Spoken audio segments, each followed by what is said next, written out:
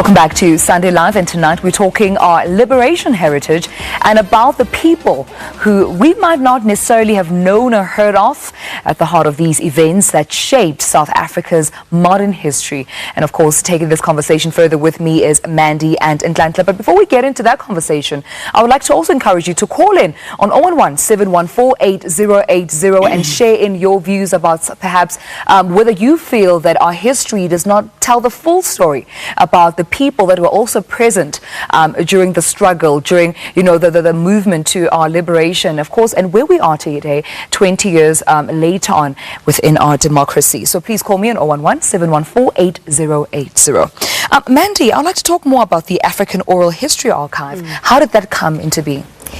The African Oral History Archive is an initiative funded by the Jacobson Family Foundation, and its funder, Ivor Jacobson, has an absolute passion for our history because his child came to him one day, an educated 16-year-old, and said, "Dad, what was apartheid?"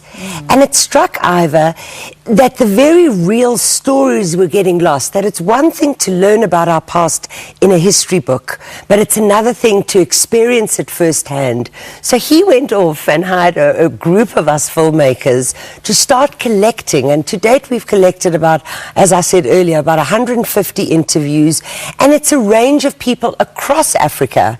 And I think the point that the archive makes is that South Africa was not a modern miracle. People made the history. And so our challenge and our exciting privilege indeed is to gather those stories and turn them into little narratives that then we can share with our country. Yeah. And speaking of those stories, let's talk about Plot for Peace. Tell me more about that film. Well, Mandy dragged me actually. Kicking and screaming. The funny part is that I'm always busy, and she said, "No, this will take only 3 months." I thought you said 3 minutes. It will only take you 3 months. Don't worry, it's quick. But I ended up working on this story for almost 2 years, because the story became so challenging as well. Yeah. I also thought it's an easy story. I can do that with my eyes closed. But the character, Janive, is a very complex character, for the first time, because my challenge as an archive researcher as well is to unearth or source material that you don't normally see, because one of the mistakes that we do as documentary filmmakers is, for instance, we are talking about, you always go to people that we always see every time on TV. So that's why most of our documentaries end up looking the same, And somebody who's not keen on watching documentaries gets turned off just because, I've seen this before, So it's a challenge for me, to try and get something new, something that I didn't know, when you see it in the cinemas or on TV. Where did you get that, when people come and see it? All right, let's just hold it there and take our callers. We have a call in the line. Hi, Ms. Farosh. Welcome to Sunday Live. Hi, good evening. Good evening. I just want to add a little bit onto our history. It's important that we've mentioned people that has never been mentioned, that's been on the island, and you just do not hear about these people. For instance, John Marinus Ferris, never heard of him, with Alexander, Neville Alexander, with Dennis Brutus, and that's for me, with Mr. Goldberg. I was then 9, I'm now 67. Wow. And I'm trying to get hold of Mr. Dennis Brutus. I said to my son, we must do it just for our family. And that's what I'm going to do.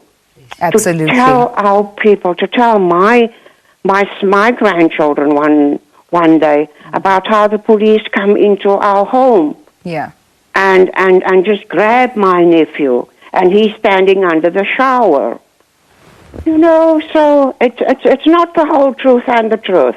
I'm very glad that this episode has inspired you to actually do more research Yes, and I am. find those names and those people that you would like to know their story more about. Thank you so much for calling us, Ms. Farosh. We have another caller, Anne. Welcome to Sunday Live. Anne? Yeah, Njani. Ke gona o kae? Yeah, Brian ukhuluma. Nami ngiyabonga ukuthi nikhulume ngalolu suku le-Heritage Day ngoba libalulekile uma umuntu nje usuku lakho kumele ulazi. All right, thank you so much, Brian, for Horfonela. Mandy, it's so important, actually. It's really humbling to hear that there's so many people who feel that even perhaps close relatives have played a role within the liberation of our country, or even in their own history as a family. But what are some of the most interesting stories that you've come across while you're unearthing these stories?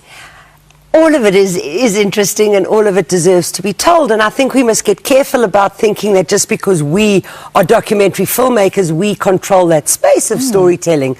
So your previous caller who called in could probably literally take her phone, a tape recorder, and record that story, and there's a space for that. I mean, in our long-term vision of the African Oral History Archive, that's what we need to do. We need to also be able to, for people to upload their stories, because there are so many, and there are so many emotional stories that need to still come out. So some of those that we packaged for Heritage Month into our Rainbow Maker tribute series really pay tribute to different parts of that struggle. For example, we featured Shaka Sisulu and his family who spent their life in exile. Well, a greater part of their life in Israel, in exile. So Tribute to Frontline States says thank you, quite simply, to our bordering neighbors, to the various leaders that housed many of our liberation leaders.